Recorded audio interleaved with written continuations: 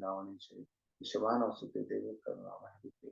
जय श्री कृष्ण चैतन्य प्रभु नित्यानंद श्री अद्वैत गदाधर श्रीवासादि गौर भक्तवृंद। हरे कृष्ण कृष्ण कृष्ण हरे हरे, हरे राम राम राम। नमो विष्णुपदाय कृष्ण पृष्ठाय भूतले श्रीमती राधानाथ स्वामी नित्यानंद।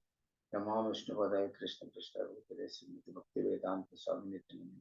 नमस्ते सरस्वती देवी गौरवाणी प्रचारिणी विशेष शून्यवादी पाश्चात्य देशतारिणी। जय श्री कृष्ण चैतन्य प्रभु नित्यानंद श्री अद्वैत गदाधर श्रीवासादि गौर भक्तवृंद। हरे कृष्ण कृष्ण कृष्ण हरे हरे, हरे राम राम। हरे कृष्ण कृष्ण कृष्ण हरे हरे, हरे राम राम। हरे कृष्ण कृष्ण कृष्ण हरे हरे, राम राम। हरे कृष्ण। तर आपलं ही जी तुकामाने सत्र सुरू आहे प्रवचन मालिका, त्यामधलं 106वं सत्र आज संपन्न होत आहे. तर आपल्या उपस्थितांच्या चरणी मी दंडवत प्रार्थना करतो, प्रणाम करून आपल्या चरणी प्रार्थना करतो की मला आशीर्वाद आहे, जेणेकरून हे 4 शब्द या अभंगावरती सांगू शकेन. माझ्या गुरु महाराज, माझे शिक्षा गुरु दीक्षा गुरु यांच्या चरणी प्रार्थना करतो की मला त्यांचा आशीर्वाद प्राप्त हो, जेणेकरून मी हे 4 शब्द या अभंगावरती सांगू शकेन. हरे कृष्ण. ऐकू येतंय माझं? आवाज ऐकू येतो? हो प्रभूजी येतोय. आजचा अभंग असा आहे. मी हे ऐसे काय जाती अवघड किती पाहता, मी हे ऐसे काय जाती अवघड किती पाहता. नाही होत उल्लंघन नसता भिन्न दुसरे, नाही होत उल्लंघन नसता भिन्न दुसरे. अंधाराने तेज नेले दृष्टीखाले अंतर, अंधाराने तेज नेले दृष्टीखाले अंतर. तुका म्हणे सवे देव घेता ठाव दावे, तुका म्हणे सवे देव घेता ठाव दावे. अर्थ असा आहे पहिल्या फळव्याचा. अहो या देहाला मी असे म्हणतो, परंतु त्याचे खरे स्वरूप काय आहे याचा विचार करून पाहिले असता ते समजणे किती अवघड आहे. अहो या देहाला मी असे म्हणतो, परंतु त्याचे खरे स्वरूप काय आहे याचा विचार करून पाहिले असता ते समजणे किती अवघड आहे. दुसऱ्या कडव्याचा अर्थ असा आहे. आपल्या स्वरूप स्थितीहून मीचे स्वरूप भिन्न नसताना पंचक्रोशाचे उल्लंघन होत नसल्याने ते कळत नाही. आपल्या स्वरूप स्थितीहून मीचे स्वरूप भिन्न नसताना पंचक्रोशाचे उल्लंघन होत नसल्याने ते कळत नाही. तिसऱ्या कडव्याचा अर्थ असा आहे. अहंकाराने आत्मज्ञानाचा प्रकाश नाहीसा केल्यामुळे विचारदृष्टी अंध झाली आहे. अहंकाराने आत्मज्ञानाचा प्रकाश नाहीसा केल्यामुळे विचारदृष्टी अंध झाली आहे. पुढे 4थ्या कडव्यात तुकाराम महाराज म्हणतात, अशा अवघड समयी हरिभक्ती केल्याने हरी मीचे खरे स्वरूप दाखवे. तुकाराम महाराज म्हणतात की अशा अवघड समयी हरिभक्ती केल्याने हरी मीचे खरे स्वरूप दाखवे. तर हा जो अभंग आहे ह्याला साजेसा भगवद्गीतेमध्ये एक श्लोक आहे, 2ऱ्या अध्यायातला 13वा श्लोक. तो असा आहे. देहिनोऽस्मिन्नता देहे कौमारं यौवनं जरा, तथा देहांतर प्राप्ती धीरस्तत्र न मुह्यति. भाषांतर असं आहे. ज्याप्रमाणे देहधारी आत्मा अविरतपणे या देहात बालपणापासून तारुण्यात आणि तारुण्यातून म्हातारपणात जात असतो, त्याचप्रमाणे मृत्यूनंतर जीवात्मा दुसऱ्या देहामध्ये प्रवेश करतो. अशा स्थित्यंतरामुळे धीर मनुष्य गोंधळून जात नाही. परत एकदा वाचतो. देहिनस्मिन्नता देहे कौमारं यौवनं जरा, तथा देहांतर प्राप्ती धीरस्तत्र न मुह्यति. देहिनस्मिन्नता देहे कौमारं यौवनं जरा, तथा देहांतर प्राप्ती धीरस्तत्र न मुह्यति. भाषांतर. ज्याप्रमाणे देहधारी आत्मा अविरतपणे या देहात बालपणापासून तारुण्यात आणि तारुण्यातून म्हातारपणात जात असतो, त्याचप्रमाणे मृत्यूनंतर जीवात्मा दुसऱ्या देहामध्ये प्रवेश करतो. अशा स्थित्यंतरामुळे धीर मनुष्य गोंधळून जात नाही. तात्पर्य येशू भक्तिवेदांत स्वामी श्री प्रभुपाद यांच्याकडून. श्री प्रभुपाद की जय.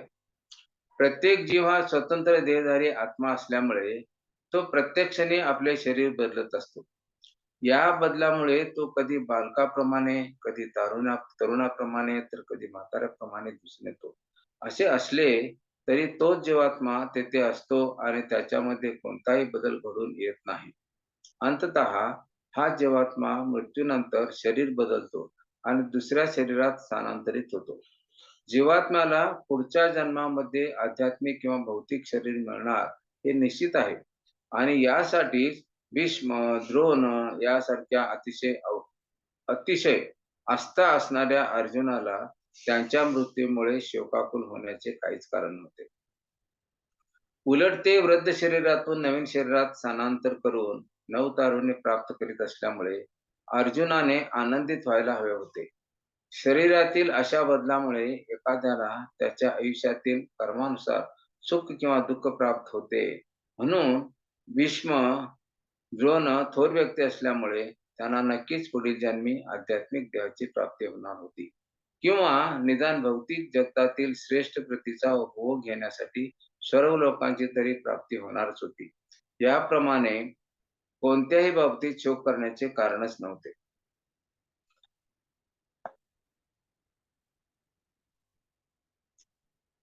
ज्या मनुष्याला जीवाची मूळ स्थिती परमात्मा आणि आध्यात्मिक तसेच भौतिक प्रकृतीचे परिपूर्ण ज्ञान असते, त्या मनुष्याला धीर किंवा ज्ञानी मनुष्याचे म्हणतात. असा मनुष्य शरीराच्या स्थित्यंतरामुळे कधीच गोंधळून जात नाही. हरे कृष्ण. तर ह्या श्लोकामध्ये 4 महत्त्वाच्या गोष्टी सांगितल्यात. एक म्हणजे मागच्या श्लोकामध्ये भगवंतांनी सांगितलं होतं, की हा जीवात्मा जो आहे, तो व्यक्तिगत रूपात नित्य असतो. त्याच्यामध्ये कधी बदलत नाही, त्याचा नाश होत नाही, पण ते व्यक्तिगत रूपात नित्य असू शकतो. त्याला पुष्टी या श्लोकाद्वारे दिलेली आहे. आता व्यक्तीच्या देहामध्ये बालपण, जवानी, म्हातारपण अशा अवस्थांचे बदल घडून येतात. हे आपण कसे घडून येतात हे पाहायचं आहे. आणि त्याप्रमाणे ज्याप्रमाणे ह्या शरीराला बालपण आपण जातो, त्यातनं तारुण्यात जातो, त्यानंतर म्हातारपणात जातो. पण आत्मा तोच असतो, जीवात्मा तोच असतो. पण मृत्यूनंतर हा जीवात्मा जसं हे तारुण्य, बालपण, म्हातारपणात स्थित्यंतर होत असतंय, तसं मृत्यूनंतर त्याचा देह बदलतो. जसे आपण कपडे बदलतो, तसे त्याचा देह बदलतो. हे सांगितलं गेलंय. आणि ह्या बदलामुळे धीर मनुष्य, जो ज्ञानी मनुष्य आहे, तो कधीच मोहित होत नाही. हे त्याच्यात सांगितलं आहे. आता पुढं हे बघायचं आपण हे नित्य कसं आहे, या श्लोकाद्वारे आपण समजून सांगितलंय ते समजून घ्यायचं आहे. आणि आपण जन्मल्यानंतर बालपणात असतो. बालपणातून तारुण्यात जातो. तारुण्यातून म्हातारपणात जातो. ह्या सगळ्याची स्मृती आपल्याला असते. पण देह तो नसतो. बालपणातलं जे आपले शरीर असतंय, ते तारुण्यात बदलतंय. तारुण्यातलं जे शरीर असतंय, ते बदलून परत म्हातारपणी आणि परत बदलतंय. आपण लहानपणाचा एखादा फोटोग्राफ घेतला, तर त्याच्यावरनं आपण तारुण्यात आपणच आहोत हे सिद्ध करता येत नाही किंवा आपण ओळखू शकत नाही किंवा त्या फोटोवरनं आपण म्हातारपणात कसे होतो, हे सांगता येत नाही. म्हणजे हे शरीर वेळोवेळी बदलत असते. म्हणजे शरीर बदलतं याचा अर्थ काय? एका अर्थी त्या शरीराचा वेळोवेळी मृत्यू होत असतो. पण आत जो आत्मा बसलेला असतो शरीरामध्ये तो तसाच असतो. तो चिरतरुणच असतो कायमचा, तो कधीही म्हातारा होत नाही. म्हणजे बालपणातलं आपलं शरीर संपलं, आता तारुण्यात आलो.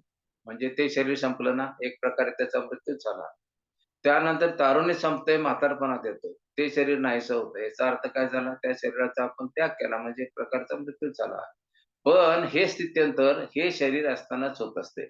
बालपण, तरुणपण आणि म्हातारपण हे स्थित्यंतर ह्या शरीराशी संबंधित आहे. आत्मा तोच असतोय, पण शरीरातला बदल होत असतो शरीरामध्ये. पण ज्यावेळी हे शरीर जीर्ण होतंय, आता हे शरीर पुढं कार्य करू शकत नाही. अशा वेळी तो आत्मा ह्या शरीराचा त्याग करून पुढच्या शरीरामध्ये प्रवेश करतो. तर असं जे स्थित्यंतर होत असतंय शरीरातलं, त्यामध्ये धीर मनुष्य जे असतोय, खरा ज्ञानी मनुष्य असतोय, तो कधी गोंधळून जात नाही किंवा विचलित पण होत नाही. का? तर तो माहिती आहे त्याला, तो समजून घेतोय, की आपण जन्मल्यानंतर बालपणातनं तारुण्यात आलो. मग त्यावेळी आपण दुःखी झालो का? अरे माझं बालपण गेलं, आता मी तारुण्यात आलो, दुःखी झालो का? ते स्वीकारलो आपण. हा बदल भगवंतानीच नैसर्गिकरित्या ठरवून दिलेला आहे, हा नियम. तो आपण एक्सेप्ट करतो, मान्य करतो. त्याप्रमाणे बालपणातलं तारुण्यात आलो, तर आपण बालपणातला माझा देह गेला म्हणून दुःखी होत नाही. आपण स्वीकारतो ते बदल. त्याचप्रमाणे तारुण्यातनं आपण म्हातारपणात गेलो, तरी सुद्धा तो बदल आपण स्वीकारतो. दुःखी होत नाही. आपण तारुणपण माझं गेलं, आता म्हातारपण आलं, म्हणून दुःखी होत नाही. आपण स्वीकारतो. तसंच ह्या देहातून ज्यावेळी आत्मा दुसऱ्या देहामध्ये जातो, दुसरा देह स्वीकारतो, ते सुद्धा तो धीर पुरुष आहे आणि ज्ञानी पुरुष आहे, तो समतोल होतो. पण ही बुद्धीची कसोटी असते समजून घेण्यासाठी. शास्त्र, गुरु, साधू हे जे सांगतात, त्याच्यावरती आपली पूर्ण श्रद्धा असली पाहिजे आणि आपलं मनस्थिती, आपली मनाची धारणा स्वच्छ असली पाहिजे. आपली बुद्धी आणि मन स्वच्छ असलं पाहिजे. तर अनेक शंका, कुशंका येत नाहीत. असं कसं काय होतंय? हे असंच का होतंय? हे खरं कशावरनं? खोटं कशावरनं? शास्त्र सांगतंय, शास्त्र ही आपली माता आहे. हे जे वेद आहेत ती आपली माता आहे. आपली माता सांगते ना, हा तुझा पुरुष जो आहे तुझा वडील आहे. त्यावेळी आपण मातेला विचारतो का कशाला पुरावा काय म्हणून? तशा पद्धतीनं शास्त्र सांगतंय ना, तर ते आपण मान्य करायचं. शास्त्र ही माता आहे. ते सांगते ते मान्य करायला पाहिजे आणि त्याप्रमाणे एक्सेप्ट केलं पाहिजे, मान्य केलं पाहिजे. म्हणून आपली बुद्धी कशी असली पाहिजे? स्वच्छ असली पाहिजे. आपली अ, क मनोवृत्ती चेतना आपली स्वच्छ असली पाहिजे.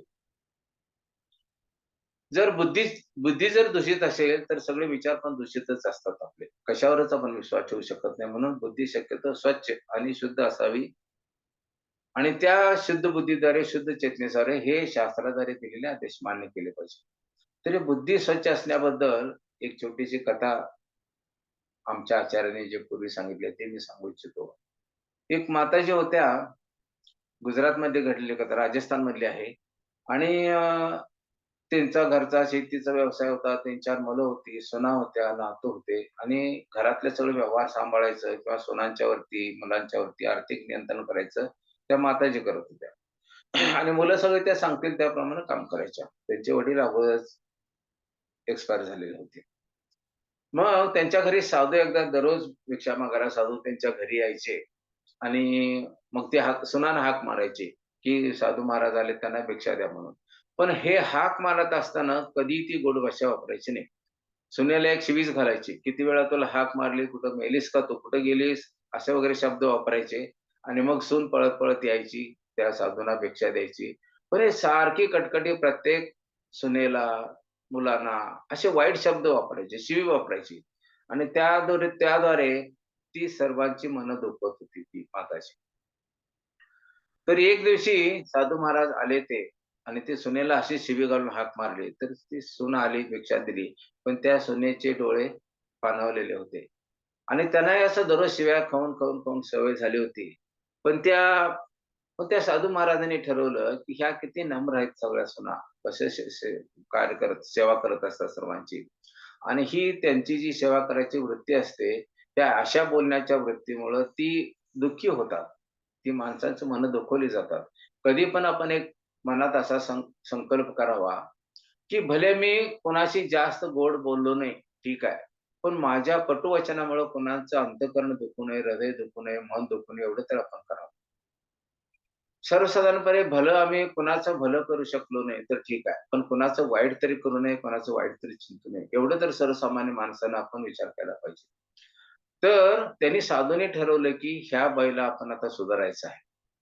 मग ती बाई वरचेवर म्हणायची, की "महाराज तुम्ही आमच्या घरी प्रसादाला या, जेवणाला या." तर साधू म्हणायचे, "मी कधी शक्यतो बाहेर कुठं जेवण घेत नाही. माझं पथ्य असते, मी घेत नाही.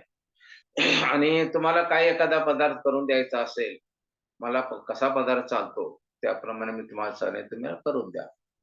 मग ते वरचेवर म्हणायचे, कधी प्रसाद घेताय आमच्या घरी, कधी प्रसाद घेताय, कधी तुम्हाला तो पदार्थ आवडीचा करून देऊ. वरचेवर सांगतो मी असं साधू महाराज ते पुढं-पुढं ढकलत नेले. आणि मग एक दिवस ठरला, की उद्या तुम्ही आमच्याकडे यायचं. मी खीर बनवते आणि तुम्ही आमच्या घरची खीर खायची प्रसाद म्हणून. तर ठीक आहे म्हणले, "काही हरकत नाही, येतो." मग म्हणले, "मी खाणार नाही बहुतेक, मी खाऊ शकत नाही. फक्त मी पात्र आणतो माझं, त्यामध्ये मला तुम्ही खीर द्या. मी नंतर माझ्या जे माझे असिस्टंट आहेत, साधू याचे आहेत, शिष्य आहेत, त्यांच्याबरोबर मी प्रसाद ग्रहण करेन. मग ठीक आहे म्हणाले. मग साधू महाराज दुसऱ्या दिवशी एक पात्र घेऊन आले. ह्याने खीर करून आणलेलं भांडं बाहेर आणल्या आणि ते भांडं ह्या भांड्यात घाला म्हणाले आणि भांड्याचं झाकण उघडलं. झाकण उघडलं तर त्या भांड्यामध्ये शेण होतं, शेण. आणि मग ह्यात घाला म्हणाले खीर. मग त्या माताजी म्हणल्या, "अहो ह्याच्यात शेण आहे." "असू दे घाला त्यातच." म्हणले. "अहो पण खीर आहे त्या शेणात कसं घालू?" "नाही घाला त्याला काय होतंय" म्हणा. त्या माताजी त्यांच्या चेहऱ्याकडे बघायला लागल्या आणि काय समजेना झालं. मग ते साधू महाराज म्हणाले, "तर हे भगवंतांनी तोंड दिलंय कशासाठी? शुभ बोलायसाठी, भगवंतांच्याबद्दल माहिती गायसाठी. सगळ्यांच्यासाठी शुभ शुभ बोलावं, कोणाचं मन दुखू नये असं बोलायला पाहिजे. तर तुमचं किती तुम्ही दररोज शिव्या देता या तुमच्या सुनांना, नातवांना, मुलांना. किती तुमचं तोंड हे वाईट आहे. तर मग हे वाईट तोंडातून कधी येतंय? आत अंतःकरणात, हृदयात वाईट भरलेलं असेल तरच तो मुखातून येतंय तुमच्या. आणि एवढं दररोज मी किती वेळा ऐकतो तुम्ही एवढं अशुभ बोलत असता, एवढं अपशब्द वापरत असता, एवढ्या शिव्या देताय सुनांना. त्यांची मनं किती दुखावताय तुम्ही, त्यांचे अंतःकरण किती दुखावले जातात. आणि मग त्यामुळं अशा लोकांना तुम्ही आत एवढी घाण भरलेली आहे, त्याच्यामध्ये तुम्हाला भगवंतांच्या बद्दलच्या कथा काय सांगू आणि कशा सांगू? हां, ती माता आजीबाई अगोदर एक म्हणत असते, की तुम्ही प्रसादाला या आणि मला भगवंतांच्या कथा सांगत जा. सारखं म्हणत असते. मग त्यावेळी महाराज म्हणतात, की असं एक दिवस मी प्रसादाला येईन आणि त्यावेळी सांगेन. तर ते म्हणते तुमची आत हृदयात एवढी घाण भरलेली आहे, एवढं अनर्थ भरलेले आहेत. मग तुमच्या तोंडून ते आत भरलेलं आहे तेच बाहेर येतंय. तर त्यासाठी हे स्वच्छ करायचं असेल, तर तुम्ही कसं करणार? मग कसं करायचं म्हणते ती, काय करू मी? तर तुम्ही दररोज माझ्या आश्रमात यायचे. मी सांगतो त्या नियमाप्रमाणे जप करायचा, भगवंतांचं कीर्तन करायचं आणि जे तिथे लेक्चर चालू असतात, प्रवचनं चालू असतात ती ऐकायची. आणि मी सांगतो त्या नियमाप्रमाणे वागायचं आणि एक संकल्प करायचे, की उद्यापासून माझ्या मुखातून एक सुद्धा शिवी येणार नाही यासाठी संकल्प करायचा. मग तिच्यामध्ये बदल होतो त्या आजीबाईमध्ये. ते दररोज तिथं आश्रमात गुरु महाराजांच्या जायला लागते साधूंच्या आणि मग तिथनं बरं व्हायला लागतं. नामजप करावं लागते, भक्तिमय कार्य करावं लागते आणि तोंडातून अपशब्द यायचे बंद होतात आणि त्या घराचं परिवर्तन त्या साधूंनी करतात. कारण साधू संतांचं कामच हे आहे, की सगळ्या जनतेला आध्यात्मिक भक्तीचं ज्ञान द्यायचं, आध्यात्मिक भक्ती कशी करायची, भक्तिभावानं कसं वागायचं, कसे एकमेकाशी बोलले पाहिजेत, हे सगळं ज्ञान देत असतात. तसं त्या आजीबाईंचं, त्या माताजींचं हृदय परिवर्तन होतंय आणि त्या सुनाशी पण चांगलं वागावं लागतात, मुलाशी, नातवाशी चांगलं वागावं लागतात. अशा प्रकारे मनात जर आपलं घाण असेल, अस्वच्छ असेल, भरलेलं असेल, तर असं आध्यात्मिक ज्ञान आपल्याला कसं बसणार? मग हे जे आता जो हा श्लोक वाचतोय, हा आत्म्याचं परिवर्तन हे ज्ञान जे शास्त्रामध्ये सांगितलेलं आहे, ते शुद्ध चित्तानं, शुद्ध आणि स्वच्छ मनानं, शुद्ध आणि स्वच्छ बुद्धीनं ते जर ऐकलं तरच आपल्याला त्याचं आपल्याला जे आपल्यामध्ये त्याचं अनुकरण करायचं ते होऊ शकणार. अन्यथा हे नुसतं ऐकून ह्या कानाने ऐकून त्या कानाने जाणार. त्यासाठी आपलं मन कसं असलं पाहिजे? शुद्ध असलं पाहिजे. आपली बुद्धी शुद्ध असली पाहिजे. आणि हे सगळं शास्त्र चक्षुद्वारा ही गोष्ट समजून घेतली पाहिजे. त्यासाठी शास्त्र ग्रंथ, आचार्यांची प्रवचने आणि जे पूर्ण पुरुष भगवंताच्यावर श्रद्धा आणि प्रेमाद्वारे हे जर वाचली, तर आपल्याला हे समजू शकेल. आणि जर श्रद्धा कोमल असेल, तर हे कधी शक्य होणार नाहीये. श्रद्धा तुमची स्ट्राँग पाहिजे. तरच हे होऊ शकतंय. श्रद्धा जर दृढ असेल, तर आपण ऐकू शकतो. अन्यथा हे नाही. श्रद्धा दृढ आणि कोमल जर श्रद्धा असेल, तर आपले हे ज्ञान आपल्याकडे आपल्या आचरणात पण येणार नाही आणि आपल्याला त्याचा आनंद पण मिळणार नाही त्या ज्ञानप्राप्तीचा. तर ही श्रद्धा कशी असली पाहिजे? एक साधू महाराज होते, त्यांचे शिष्य होते आणि साधू महाराज म्हणायचे, की भगवंत माझ्या स्वप्नात येतात आणि सांगतात, की तुला मी भेट द्यायला एक दिवशी रात्री रथातून येणार आहे. असं बऱ्याच वेळेस स्वप्न पडतंय ते. पण कधी येणार हे भगवंत काय सांगितलेलं नसतं. मग हे आपल्या शिष्याला सांगतात, असं-असं मला भगवंत स्वप्नात येऊन सांगितलेत आणि येणार आहे. मग हेच नेहमी चाललेलं असतं. सांगतात भगवंत, पण ते कधी येत नाहीत, नुसतं तसं सांगत असतात. मग त्यामुळं त्यांची श्रद्धा किती कोमल होती हे ध्यानात येते. पण त्यांचे शिष्य विचारत असतात, की स्वामीजी कधी येतात ते? कधी येणार आहेत भगवंत? कधी येणार आहेत भगवंत? असे सांगतात रे, पण ते आतापर्यंत कधी आलेले नाही. असं म्हणत असतात. म्हणजे त्यांची श्रद्धा कोमल होती हे ध्यानात येते. एक दिवशी त्यांना स्वप्न पडतंय आणि भगवंत त्यांना सांगतात, की आज मध्यरात्री मी तुम्हाला भेटायला येणार आहे. मग ते सगळ्या शिष्यांना सांगतात, की भगवंतांनी सांगितले, की आज मध्यरात्री मी तुम्हाला भेटायला येणार आहे. मग शिष्य म्हणतात, आता मध्यरात्री भगवंत येणार आहेत म्हणून भगवंताच्या दर्शनासारखं आपल्या आयुष्यात दुसरं काय आहे? तीच परमसिद्धी प्राप्त करायची आणि आपण थांबूया. मग साधू महाराज असं बऱ्याच वेळी सांगितलेत भगवंत, पण ते का आलेत असं नाही आहे म्हणतात. आणि त्या दिवशी रात्री सगळे जे शिष्य होते, ते सगळे भगवंत येणार म्हणून रांगोळ्या काढतात, फुलाचा सडा करतात, सगळं करतात आणि वाट बघत बसतात. आणि गुरु महाराज पण ते बघतात आणि म्हणतात, भगवंत असं दररोज म्हणतात, पण आतापर्यंत कधी आलेले नाही म्हणतात आणि ते झोपी जातात. आणि ते झोपी जातात आणि मध्यरात्री भगवंत येतात. रथातून येतात, सगळे शिष्यांना दर्शन देतात, शिष्य आनंदित होतात आणि ते निघून जातात. मग नंतर तिथे रांगोळ्या वगैरे काढलेल्या त्यातून रथाची, घोड्याच्या जी चिन्ह होती टापांची ती सगळी उठलेली होती.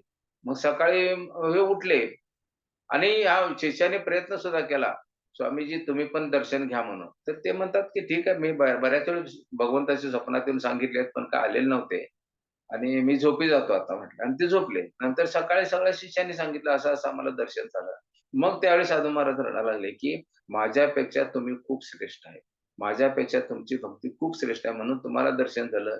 एवढे वर्ष मी भगवंतांची सेवा करतो, पण माझं भगवंताचं दर्शन झालं नाही. ही माझी पात्रता." त्यांना खूप वाईट लागते आणि ते रडायला लागतात. अशा प्रकारे श्रद्धा दृढ असली पाहिजे. भगवंतांच्या बद्दलची जर श्रद्धा दृढ असेल, तर भगवंताचं दर्शन होईल, भगवंतांची कृपा प्राप्त होईल, भगवंतांचं प्रेम प्राप्त होईल. त्या शिष्याने जे केलं ते एवढे वर्ष त्यांचे गुरु सुद्धा प्राप्त करू शकले नाहीत. अशी कोमल श्रद्धा असता कामा नये, श्रद्धा दृढ असली पाहिजे. तर आपण पाहतो, की देहामध्ये काय-काय बदल होत असतात. मगाशी चर्चा केली. अगोदर बालपण येतंय, नंतर जवान येते, नंतर वृद्धपणा येतोय आणि ही स्थित्यंतरे नेहमी होत असतात. बालपणातनं तरुणपणात, तरुणपणातून म्हातारपणात ही सगळी स्थित्यंतर होत असतात. पण आत्मा आत जो असतोय तोच असतोय. आत्मा बदलत नाही. हे आपण मगाशी चर्चा केली. आणि हे देहामध्ये जे बदल असतात, हे प्रत्येक देहाला क्रमप्राप्तच आहेत. प्रत्येकाला हे या 3 अवस्थेतून जावंच लागतंय. आणि शरीर जरी बदललं, तर आत्मा आत जो असतोय तोच असतो. त्याच्यामध्ये काही बदल होऊ शकत नाही आणि होत नाही. आणि दुसरे शरीर हे धारण कधी करतो? ज्यावेळी बालपण, तरुणपण आणि म्हातारपण ह्यानंतर हे शरीर ज्यावेळी जीर्ण होतं, ह्या शरीराचा पुढे काही उपयोग होत नाही. त्यावेळी हा आत्मा शरीराचा हा त्याग करतोय आणि दुसऱ्या शरीरात प्रवेश करतोय. आणि आपण पाहतो की यातले पुरावे आपल्याजवळ कसे आहेत, की आपल्या बालपणात आपल्या आवडी-निवडी काय असतात, शरीरयष्टी कशी असते, आपल्या आवडी काय असतात. नंतर तरुणपणात आपली शरीरयष्टी कशी असते, त्यावेळच्या आवडी काय असतात. म्हातारपणात आल्यानंतर त्याच्या आवडी काय असतात, हे आपण जाणतो. तरुणपणात त्या ज्या आवडी असतात, त्या म्हातारपणात नसतात. म्हातारपणाच्या शरीरयष्टीप्रमाणे त्यावेळेच्या आवडी वेगळ्या असतात. बालपणात जे आपण क्रीडा करत असतो मित्रांच्या बरोबर, तशी क्रीडा आपण तरुणपणात करत नाही. म्हातारपणात करत नाही. अशा प्रकारे स्थित्यंतर आपण अनुभवच घेत असतो. प्रत्यक्ष अनुभव घेत असतो. आणि हे तिन्ही बदल जे घडत असतात ते शरीराशी संबंधित आहेत. शरीराशी हे बदल घडत असतात. आता बघतो आपण तरुणावस्थेत जोपर्यंत आपले शंकराचार्य म्हणतात, श्रीपाद शंकराचार्य, जोपर्यंत बालपण असते तोपर्यंत खेळण्यात व्यस्त असतो. प्रत्येक बालक जो असतोय, ते बालपणात खेळण्यात व्यस्त असतोय. तरुण होतो त्यावेळी ते तरुणीवरती आसक्त होतोय. तरुणीच्या प्रेमामध्ये पडतोय. नंतर मग त्याला मुलं-बाळं होतात. मग मुलांच्यात आणि पत्नीच्यात तो आसक्त असतोय आणि जेव्हा वृद्ध होतोय, त्यावेळी सगळं विवेचनाने चिंतेनं ग्रासून गेलेलं असतंय तर म्हातारपणामध्ये. कारण का? एक तर म्हातारपणामध्ये अनेक आजार असतात. अनेक औषधं चालू असतात. अनेक विवंचना असतात, की आता मी व्यवसाय असा-असा चालवला. माझा मुलगा सरळ चालवतोय आणि कोण जाणे, हा मुलगा माझं नुकसान करायलाय का फायदा करायलाय? आणि कधी-कधी आपली मतं आणि मुलांची मतं ही पटत नाहीयेत. कारण याच्यात वयाचं अंतर असतंय. आपणाचं वय आणि तरुणपणातलं त्यांचं वय हे कधी मॅच होत नाही. म्हणून कधी-कधी वादविवाद पण होतात आणि आपण चिंतेनं ग्रासलेलं असतंय. मी एवढं कष्ट केलं, माझा मुलगा असं करायलाय. मुलगा जर चांगला करत असेल, तरी सुद्धा तो बरोबर करत असेल काय? तो व्यवसाय सांभाळत असेल काय? ही चिंता असते. जर करत नसेल व्यवस्थित, तर मी एवढं मिळवून कष्ट करून एवढे सगळे मिळवले आणि मुलगा सगळं नुकसान करायला याची चिंता असते. आणि आपले अनेक आजार, अनेक औषधं. आपल्या जेवणातला एक 25% भाग औषधाच्या गोळ्या खाऊनच आपलं जगत असतोय आपण. एकदा मी अशा पद्धतीने या चिंता वार्धक्यात असतात. एकदा मी तुम्हाला कथा सांगितली ती मला आठवतंय. की एकदा एक मनुष्य मृत्यूशय्यावर असतो, तर थोड्या वेळात त्याचा मृत्यू होणार. त्याच्या उशाशी तिची पत्नी बसलेली असते. एका बाजूला उजव्या हाताला एका मोठा मुलगा बसलेला असतोय. लहान मुलगा बसलेला असतोय. एका हाताला मधला मुलगा बसलेला असतोय. मग आणि पायथ्याजवळ मुलगी थांबलेली असते. मग ती बायकोला प्रश्न विचारतो. बायको पायाजवळ थांबलेली असते. मुलगी डोक्याजवळ थांबलेली असते. बायकोला प्रश्न विचारतोय, "हा मधला मुलगा इथं आहे." बरोबर आहे. लहान मुलगा इथं आहे आणि मोठा मुलगा कुठे आहे? इथं शेजारी औषध आणायला गेला थांबला आहे. अरे मग म्हणते ती बायकोला, "अरे तुम्ही सगळेजण मूर्ख आहात काय?" म्हणते. माझ्या सेवा करण्यात तुम्ही सगळे जर इथं बिझी राहिला, तर दुकान कोण सांभाळणार म्हणाले. दुकान कोण बघणार? तुम्ही सगळे माझ्याजवळ थांबलेत. कोणतरी दुकानाकडे अगोदर जावा. म्हणजे जो मृत्यूशय्यावर आहे, त्या मनुष्याचं सुद्धा शेवटी भगवंताचं नामस्मरण करत माझा देह त्यागावा हे नाही आहे. मृत्यूसमयी सुद्धा त्याला आपल्या व्यवसायाच्याच डोक्यात वेळ आहे. म्हणजे जो व्यक्ती मृत्यूसमयी आपलं प्राण शरीरातून जात असताना जो विचार करतो, तोच पुढचा देह होतोय प्राप्त त्याला. म्हणून मृत्यूसमयी आपण जीवनभर भगवंताची भक्ती का करायची, नामस्मरण का करायचं? की मरते समय सुद्धा भगवंतांचं नाम आपल्या मुखातून आलं पाहिजे, भगवंतांचं चिंतन केलं पाहिजे. म्हणून करायचं. हे जे आपल्या आयुष्यात मिळणार आहे, त्याच्यापेक्षा ₹1 कमी मिळत नाही किंवा जास्त मिळत नाही. जेवढी श्वास आपण जगणार आहोत, त्याच्यापेक्षा 1 श्वास कमी जगत नाही, जास्त जगत नाही. हे भगवंतांनी जे लिहून तिथे ठेवलेलं आहे, त्याप्रमाणेच आपलं सगळं कार्य चाललेलं असतं. तेव्हा मृत्यूसमयी आपण भगवंतांच्या चिंतनात आयुष्य घालवलं पाहिजे. वार्धक्यात अनेक आपल्या विवंचन असतात, त्या जर कमी करायच्या असेल, तर आपलं वार्धक्याचं आयुष्य भगवंत चिंतनामध्ये, भगवंताच्या भजनामध्ये, भगवंताची प्रवचन ऐकण्यामध्ये, मंदिरामध्ये जाऊन आपला वेळ घालवला पाहिजे. हे प्रत्येक व्यक्तीचं कर्तव्य आहे आणि ते करत नाही म्हणून आपण दुःख भोगतो. आता आपण बघितलं जोपर्यंत बालपण असते तोपर्यंत खेळण्यात व्यस्त असतो. तरुण होतो तेव्हा तरुणीवर आसक्त असतो आणि वृद्धावस्थेत चिंतेनं ग्रासलेला असतो. परंतु या तिन्ही प्रकारात श्रीकृष्णावर आसक्त न झाल्यामुळे तो जीवात्मा किंवा मनुष्य या देहालाच आपण असल्याची कल्पना करतो, समजतो आणि ह्या चुकीच्या ज्या अज्ञानरूपी ही समजूत आहे, त्याच्यामुळे दुःख भोगतो. आपण का दुःख भोगतो? आपलं कर्तव्य काय, आमचा धर्म आहे हे बघत नाही. म्हणून ह्या देहालाच आपलं समजतो आणि ह्याच्या सुख-दुःखालाच आपण सुख-दुःख मानतो. पण आत्मा हा चिरंतन आहे, तो भगवंतांचा शाश्वत अंश आहे, भगवंतांची सेवा करण्यात त्याचा धर्म आहे. हा अभ्यास करत नाही म्हणून दुःख भोगतो. आणि ह्या दुःखातून मुक्त व्हायचं असेल, तर शास्त्राद्वारे आचार्यांच्या लेक्चरद्वारे जे आदेश दिलेले आहेत, ते कार्य आपण केलं तर आपण आनंदी होतो. हे अनेक वेळा आपण आपल्या लेक्चरमध्ये ऐकलेलंच आहे.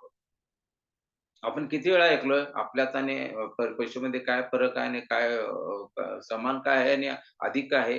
आहार निद्रा भयमतून पशुमध्ये पण आहे आणि मनुष्यामध्ये पण आहे. पण मनुष्यामध्ये अधिक काय आहे?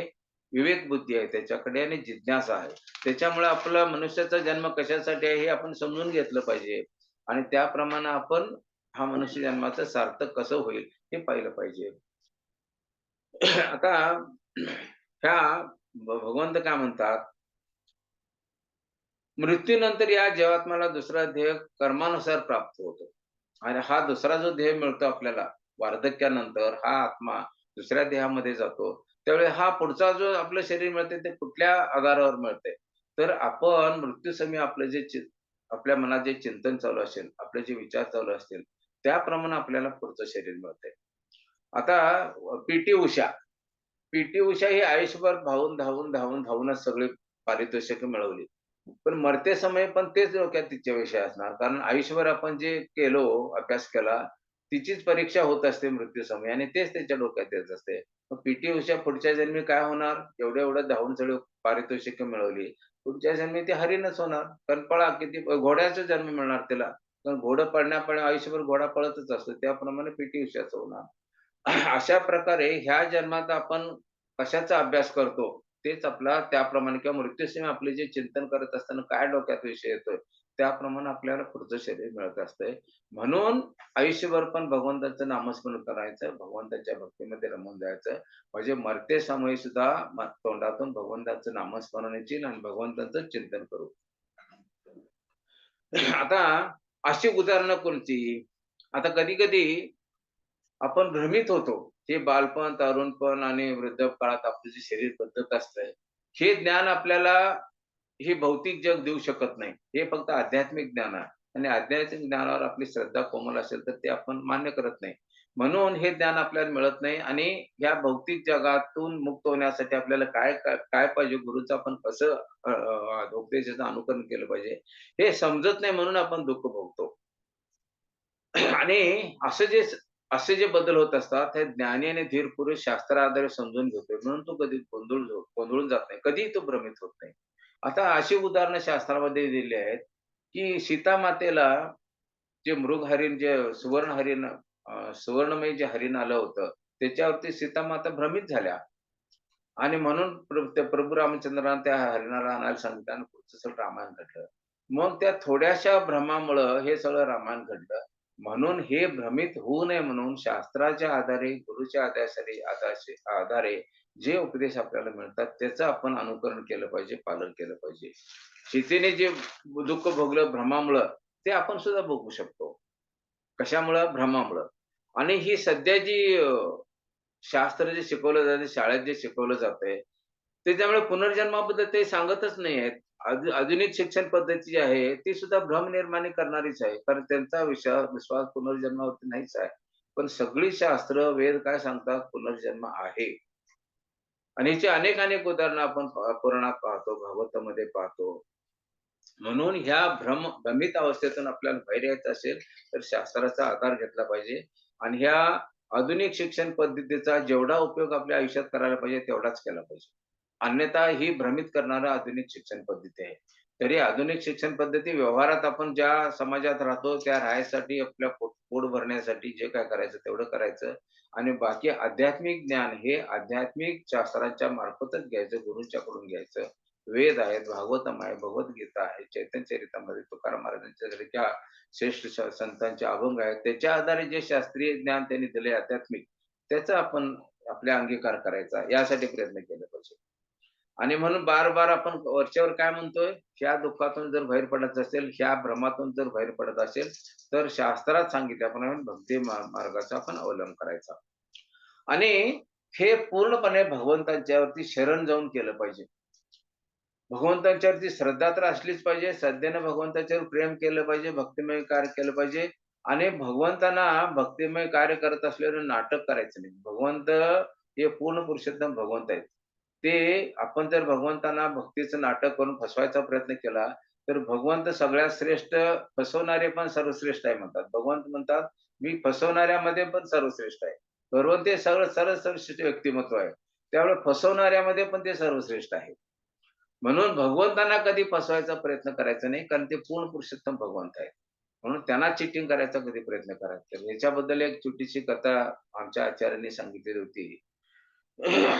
तिघे जण 3 व्यक्ती होत्या आणि त्यांनी तिघांनी भगवंत म्हणाले, "तिन्ही व्यक्तीची आपण मागणी काय आहे ते पूर्ण करूया." मला वाटतं ही कथा मी तुम्हाला सांगितली असेल, तरी पण परत एकदा सांगतो. त्या तिन्ही व्यक्ती ठीक आहे. ते जरी भक्तीची परमसिद्धी जरी प्राप्त केली नसतील किंवा उच्च कोटीचे भक्त नसतील, तरी भगवंत आहेत यावर तर त्यांचा विश्वास आहे. म्हणजे नास्तिक तर नाहीत, आस्तिक आहेत. म्हणून भगवंतांनी ठरवलं, की या तिघांच्या मनोधारणेप्रमाणे त्यांची काय इच्छा आहे आपण पुरी करूया. मग पहिल्या व्यक्तीला विचारलं, की "तुला काय पाहिजे असं वाटतंय? तुला काय करावं असं वाटतंय?"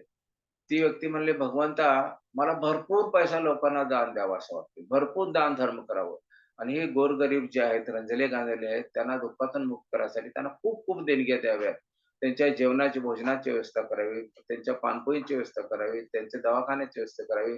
त्यासाठी भरपूर पैसा द्यावा, दान करावं असं मला वाटतंय. पण तेवढा माझ्याकडे पैसा नसतोय. काय करू मी? माझी इच्छा खूप आहे दान करायची. मग काय करावं असं वाटतंय? मला असं भरपूर लोकांना दान करावं आणि त्यांना सुखी ठेवावं असं वाटतंय." मग आता शास्त्रात जरी खरं बघितलं तरी दान धर्म करणे वगैरे ही सकाम कर्मामध्ये येते.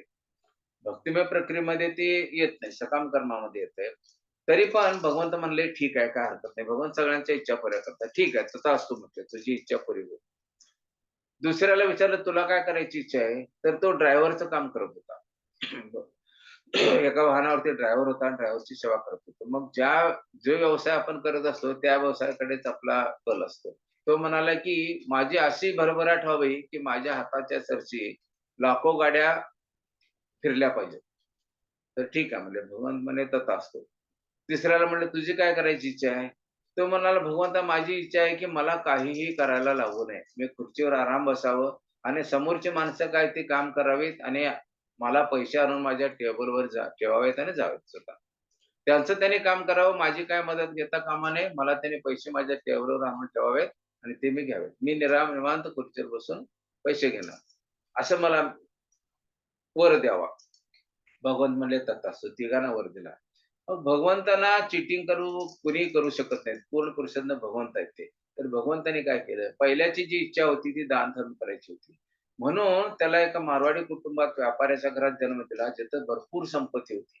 अमाप संपत्ती असायची आणि त्यामुळे त्याच्याकडे संपत्ती यायची पण, भगवान द्यायचे पण तेवढेच आणि ते गोरगरिबांना दान पण भरपूर करायचे. असा त्यांना जन्म मिळाला. अशा एका मारवाडी कुटुंबात आले आणि ते भरपूर दानशूर बनले आणि दान देऊ लागले लोकांना. दुसरी व्यक्ती जी होती, ती काय सांगितली होती, की माझ्या हाताच्या इशाऱ्यासरशी लाखो वाहनं हलली पाहिजेत. त्यांना भगवंताने ट्रॅफिक पोलीस केला आणि ट्रॅफिक पोलीसमध्ये एका चौकात थांबतोय आणि हजारो वाहनं इकडे-तिकडे जात असतात. मग ह्या तिघांच्यामध्ये पण त्यातल्यात पहिला आहे, तो तर आध्यात्मिक कार्य करायची त्याची इच्छा होती. पण हे दोघे जे होते शेवटचे ते भौतिकीच इच्छा होत्या त्यांच्या. भगवंत म्हणाले, "ठीक आहे, तुझी इच्छा काय आहे? तुझ्या हाताच्या सरशी लाखो वाहनं फिरली पाहिजेत. चला तुला ट्रॅफिक पोलीस करून टाकला भगवंताने." आणि तिसऱ्यानं काय मागितलं होतं, की मी बसणार खुर्चीवरती, समोरचे लोक यावेत आणि माझ्या टेबलवरती पैसे द्यावेत. त्याला काय कष्ट करायची इच्छा नव्हती. म्हणजे कष्ट न करता "दे हरी पलंगावरी." कष्ट न करता त्याला सगळं उत्पन्न मिळालं पाहिजे, पैसे मिळाले पाहिजे, संपत्ती मिळाली पाहिजे अशी इच्छा होती. म्हणून त्याला काय भगवंतांनी केलं, सुलभ शौचालयाचा मॅनेजर केला. सुलभ शौचालयामध्ये जो खुर्चीवर बसतोय तो काय करतोय काय, तो नुसता पैसे घेत असतोय. एक माणूस येऊन गेला की ₹10 आणि बाकीचे लोक सगळं आपापलं काम करतात आणि पैसे ठेवून जातात. त्याला काय मदत करावी लागते काय त्या कामासाठी? अजिबात नाही आहे. म्हणून असं त्याला सुलभ शौचालयाचा मॅनेजर करून टाकला. असं भगवंताला कोणी चीटिंग करायचा प्रयत्न केला, तर भगवंत सर्वश्रेष्ठ चीटर आहे. ते सगळ्यांना बरोबर करायचं ते करतात. आणि मरते वेळी आमची जी भावना असेल, जी इच्छा असेल, ज्या कामना असतील, त्याप्रमाणे आपल्याला पुढचं शरीर मिळत असते. म्हणून भगवंतांना कधी चीटिंग करायचा प्रयत्न करायचा नाही. भगवंतांना पूर्ण पुरुषोत्तम भगवंत आहेत. ते सगळ्यांना सगळे काय करतात त्यांना सगळं माहीत असतंय. तर असे शास्त्रामध्ये काही पुरावे आहेत, की मागच्या जन्मी त्यांची वृत्ती कशी होती, त्यांचे चिंतन कसं केलं, त्यांची चेतना कशी होती, तसं त्यांना पुढचं शरीर मिळालं. त्यातलं म्हणजे भरत महाराज. तर भरत महाराज म्हणजे हे भावस्थितीत होते. भक्तीमधली शेवटची स्थिती म्हणजे प्रेमस्थिती. ज्या गोपी आहेत त्या प्रेमस्थितीत आहेत आणि भावस्थितीत होते आणि त्यांनी मग आपल्या राज्याचा त्याग केला, मुलाबाळाचा त्याग केला, पत्नीचा त्याग केला. सगळ्या एवढ्या मोठा महल सगळे राजा म्हटल्यानंतर तिचे काय अपिअरन्सेस असतील, त्या सगळ्याचा वैभव असेल, त्याचा सगळ्याचा त्याग केला आणि नदीच्या तपस्या करायसाठी जंगलात जाऊन राहिले कुटीर बांधून आणि तिथे दिवसभर तप करायचे. नंतर एक दिवस ते तिथं नदीच्या काठी गेलेले असताना पाणी आणायला किंवा कशासाठी, तर त्यावेळी एक हरीण तिथं होतं, पाणी पीत होतं. ती हरीण गर्भिणी होती आणि त्यांना सिंहाचा गर्जना ऐकू आली. आल्यामुळे ते हरीण घाबरलं आणि पळायला लागलं आणि पळत असताना उडी मारला त्या पाण्यातून. उडी मारत असताना ते हरिणीचा व्याली हरीण ती. त्याचं बाळ आहे ते पाण्यात पडलं आणि हरीण पळून गेलं. आता हे लहानसं बाळ ते कसं राहणार जिवंत म्हणून भरत महाराजांनी काय केलं, त्या हरणाचं पिल्लू आपल्या आश्रमात आणलं आणि त्या आश्रमात भरत महाराज एकटेच राहत होते. भक्तिमय कार्य ते एकटेच करत होते. तर त्या हरणाच्या पिल्लू आणले आणि ते लहान होतं त्यामुळे त्याचं पालन-पोषण त्याला त्याला हवा तसा आहार द्या, हे करता, त्याचं पालन-पोषण करायचं. दुसरे कुठल्या हिंस्र पशू त्याचा वध करू नये म्हणून त्याची काळजी घ्यायची, हे करावं लागले. आणि हे करत असताना त्या हरिणामध्ये इतके व्यस्त झाले, इतके गुंतले ते, की मृत्यूसमयी त्यांचा मृत्यू आला तरीसुद्धा मृत्यूसमयी ही भक्ती वगैरे ज्यासाठी आले होते, ते सगळं सोडून दिले आणि त्या हरिणावरती इतके आसक्त झाले, की मरतेवेळी पण त्यांच्या मनात हरिणाचंच विचार होते. ते हरीण काय खाल्लं असेल काय? त्याला कुठली दुसऱ्या हिंस्र पशूने खाल्लं असेल काय? त्याला त्रास देत असेल काय? कुठे गेलं माझं हरीण? असेच विचार यायचे आणि मृत्यूसमयी पण हरिणाचेच विचार आले. म्हणून त्याला पुढचा जन्म हरीण झाले. पण भक्तिमय जे आपण कार्य करतोय त्याचा बॅलन्स कधी नील होत नाही. तो आपल्या पुढच्या जन्मासाठी उपयोगी पडतोय. म्हणून भरत महाराजांनी त्या हरिणाच्या आसक्त व्हायच्या अगोदर आयुष्य सगळं भक्तिमय कार्यात घालवलेलं होतं. म्हणून पुढचा जन्म त्यांना जरी हरिणाचं मिळालं, तरी चेतना त्यांची ह्या मनुष्याची भरत महाराजांची होती. त्यामुळे ते हरीण सुद्धा जिथं साधू संत असतील अशा आश्रमाजवळच राहायचं आणि तिथं जे प्रवचनावर चालते ते ऐकायचं. इतर हरिणाच्या कळपात ते जात नव्हतं. आणि नंतर त्या अशा भक्तिमय कार्यातच ते हरिण असल्यामुळं शेवटी सुद्धा हरिणाचा मृत्यू झाल्यानंतर ते जडभरत झाले. जड भारताची कथा तुम्हाला माहिती आहे. जड भारत बनले. अशा पद्धतीनं मृत्यू समय आपली कसली चेतना असेल त्याप्रमाणे पुढचा जन्म असतो. आता नारदजींची कथा आपल्याला तुम्हाला माहितीच आहे. नारद हे पहिल्या जन्मी दाशीपुत्र होते. अगदी 7-8 वर्षाचे असताना तिथं वेदांती ब्राह्मण यायचे. नारद मुनी जिथं राहत होते, त्या आश्रमात सेवा करत होती नारद मुनींची आई. ती दासी होती, सेवा करत होती आणि असे जे वेदांती ब्राह्मण यायचे, त्यांची भोजनाची व्यवस्था नारद मुनीच्या आई करायच्या. आणि नारद मुनी काय करायचे, आई जे सांगेल त्याप्रमाणे तिथं सेवा करायची त्या वेदांती ब्राह्मणाची. त्यांची ताटं त्यांना प्रसाद वाढायला मदत करायची. नंतर त्यांचं जे उच्छिष्ट राहायचं, ह्या वेदांती ब्राह्मणाचे ते उच्छिष्ट ग्रहण करायचे. आणि अशी ब्राह्मणांची वेदांती ब्राह्मणाची सेवा केल्यामुळं त्यांचे लेक्चर्स ऐकायचे, त्यांची सेवा करायची आणि सगळ्यात महत्त्वाचं म्हणजे त्यांचं उच्छिष्ट खायचे. त्यामुळे पुढचा जन्म नारद मुनी झाले आणि नारद मुनी किती उच्च कोटीचे भगवंतांचे प्रिय भक्त आहेत ते सर्वांना माहीत आहे. अशा पद्धतीने त्यांनी मागचा जन्म असा केला म्हणून नारद मुनी पुढच्या वर्षी पुढच्या जन्मी हे झाले, नारद मुनी झाले, जे भगवंतांचे प्रिय भक्त आहेत. अशा पद्धतीनं आपण जे मागच्या जन्मात जे करू, जे कार्य करू, त्या अनुसार पुढचं शरीर मिळत असते, प्राप्त होत असते. तसंच महाराज इंद्रदम्न महाराज इंद्रदम्न एकदा तपस्या करत बसलेले होते. खरं म्हणजे ते राजा होते, पण त्यांना भक्तीमध्ये इंटरेस्ट आला आणि तपस्या करत असताना अगस्त्य ऋषी आले तिथं. अगस्त्य ऋषी त्यांना भेटायला आले. पण अगस्त्य ऋषी आल्यानंतर जो सन्मान द्यायला पाहिजे होता, तो महाराज इंद्रदेवने दिला नाही. म्हणून अगस्त्य मुनी क्रोधित झाले. "अरे तू संसार सोडून भगवत प्राप्तीसाठी तपस्या करायसाठी आलास, पण तपस्याचा मूळ सिद्धांत आपल्यापेक्षा जे वरिष्ठ आहेत, त्यांना मान-सन्मान दिला पाहिजे. हे तू करत नाहीस, तर तू कसला तपस्वी होणार आणि तुला आध्यात्मिक ज्ञान कसं प्राप्त होणार?" म्हणून त्यांनी त्यांना शाप दिला, की पुढच्या जन्मी तू हत्ती होशील. म्हणून त्यांनी गजेंद्र झाले. हत्तीचा जन्म मिळाला त्यांना. आणि गजेंद्र अवस्थेत सुद्धा त्यांची चेतना मागच्या जन्मी जी भगवत भक्ती केली होती ती तशीच होती. आणि म्हणून ज्यावेळी मगरीनं त्यांचा पाय पकडलेला होता या गजेंद्रचा, त्यावेळी त्यांना भगवंताचं ध्यान करायची बुद्धी सुचली आणि त्यांनी भगवंतांचा धावा केला.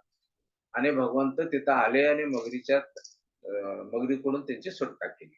आणि मग ह्या मगरीची तर त्यांनी उद्धार झालाच झाला. भगवंतांनी केला. त्यांचं शिर उडवलं भगवंतांनी आणि उद्धार केला. पण शेवटी भगवंताचा धावा केला आणि भगवंताने एक सुंदर फूल अर्पण केलं. त्यामुळे भगवंत आनंदानं त्यांना आपल्याबरोबर आपल्या गरुडावरतीच घेऊन गेले वरून आणि त्यांना मुक्ती प्राप्त झाली गजेंद्रांना.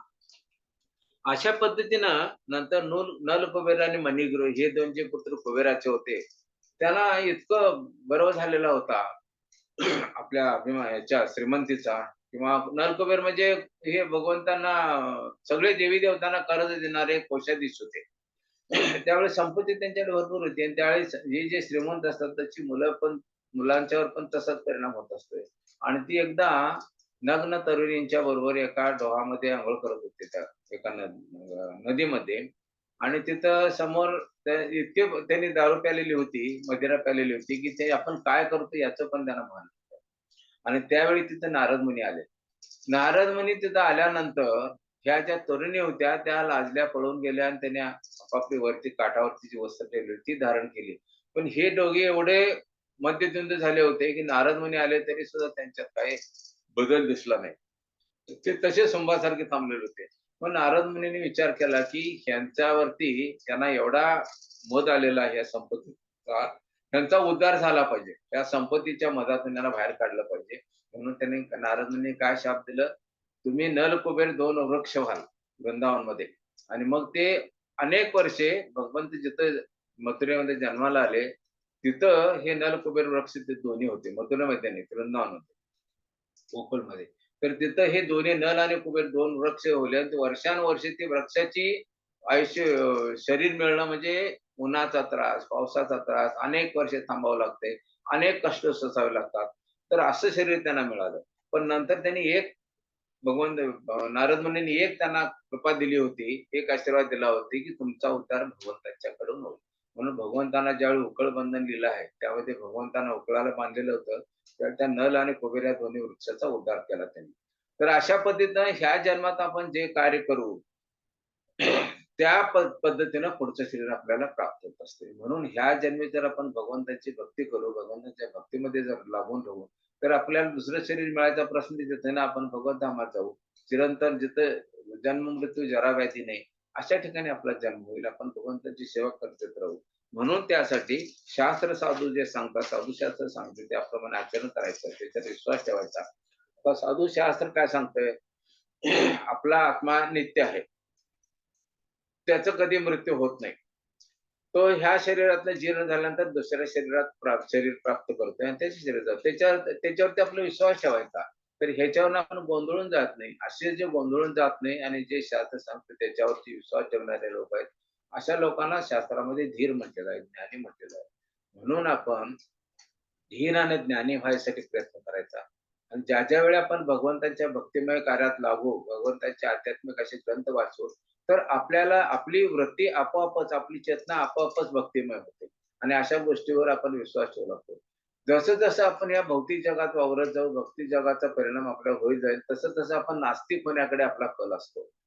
आपण इथं आलो का? भगवंतांच्या बरोबर आपण युद्ध पुकारलं, की मी का भगवंत होणार नाही? तुम्हीच का भगवंत? म्हणून आपण भगवत धामात या ह्याच्यात आलो, भौतिक लोकावरती. तर इथं आल्यानंतर भौतिक लोकात ज्यावेळी आपण संसर्गात राहू, तोपर्यंत भौतिक परिणामच आपल्याला होत राहणार. म्हणून अशांचा संग करायचा, साधू संघांचा, जे भगवंताचे दास आहेत, भगवंताचे भक्त आहेत, भगवंताची महिमा गातात नेहमी. अशा जे साधू संत आहेत, त्यांच्या उपदेशाचं आपण पालन करायचं, त्यांच्या संघात राहायचं.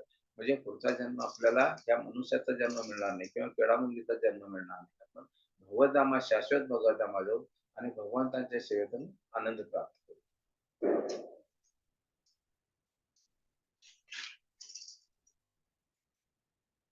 हरे कृष्ण. आपला वेळ संपत आलेला आहे. कोणाला काय शंका कुशंका असतील सांगा. कुशंका नाही, शंका.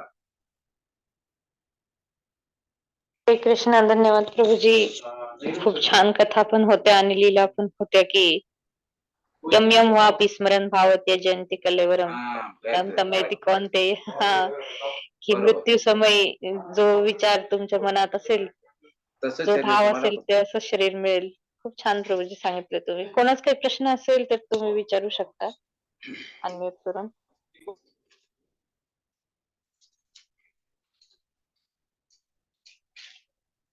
सर्वांना अनम्यूट केलेलं आहे मी. हो हरे हो कृष्ण माताजी. प्रभूजी, दंडवत प्रणाम. हा दरच माताजी. प्रभूजी प्रश्न तर नाहीये, पण आता जेव्हा तुमचं प्रवचन चालू होतं तेव्हा मनात एक विचार येऊन गेला की संत तुकाराम महाराज त्या काळात पण भगवद्गीता किती चांगल्या पद्धतीने समजावून सांगत होते आणि माझ्यासारखे असे सगळे मठ्ठ असतील की ते उतरवतच नव्हते जीवनामध्ये.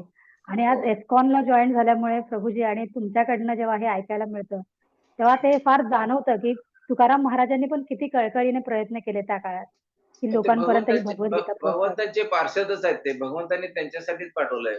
ज्यावेळी भगवंतांना पृथ्वी जोने करा म्हणून सांगायला ते तुकाराम महाराज नाही म्हणत होते. मग म्हणाले काय तुम्ही जावा एवढं संकीर्तन करा आणि अभंग एवढे लिहा आणि या.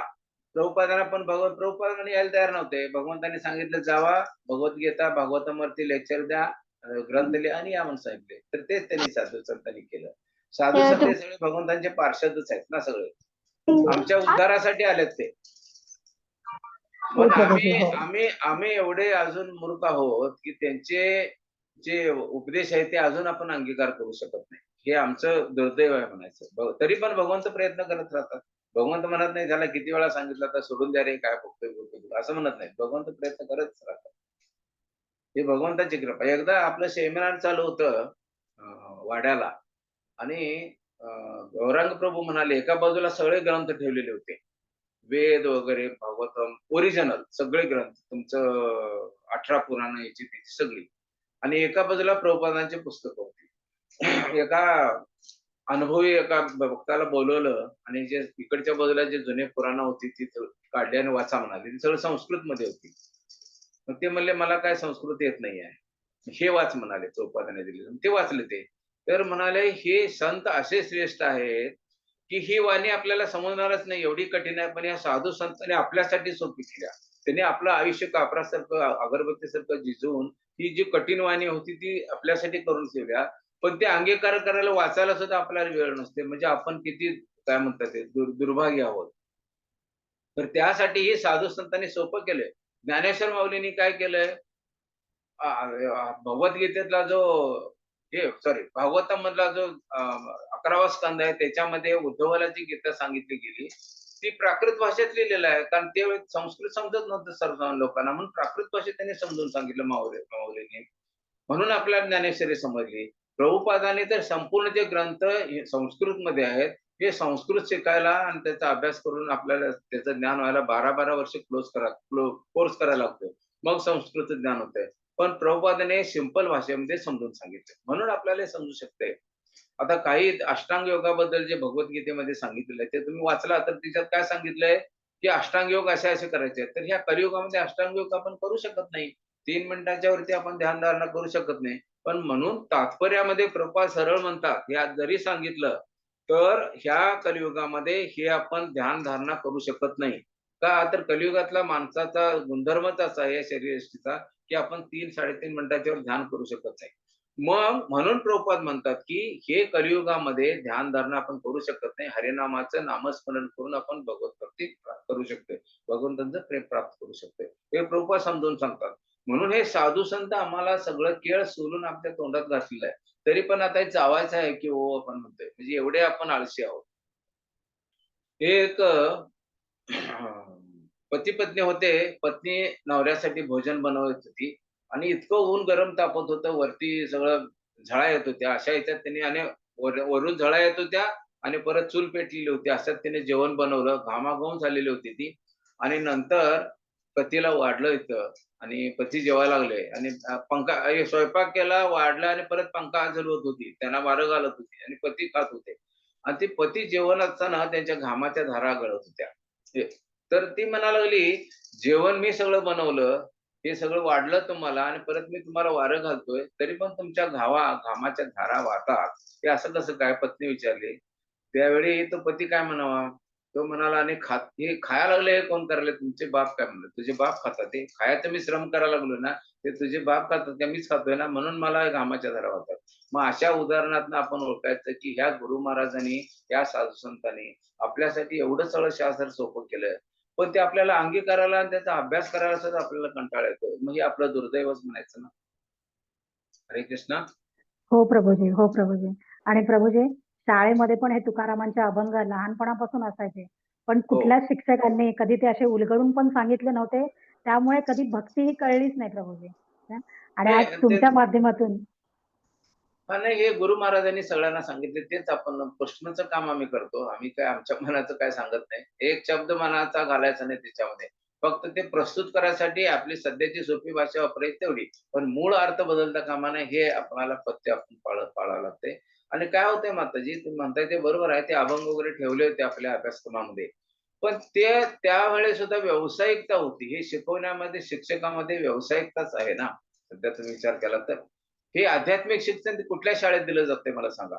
भगवद्गीतेचं आध्यात्मिक शिक्षण शास्त्रशुद्ध पारंपरिक गुरु शिष्य परंपरेतनं ज्ञान कुठल्या शाळेत दिलं जातंय? कुठंच दिलं जात नाही. त्यामुळे व्यावसायिकता असते. त्यामुळे तात्पुरता अर्थ समजावून सांगतात आणि सोडून देतात.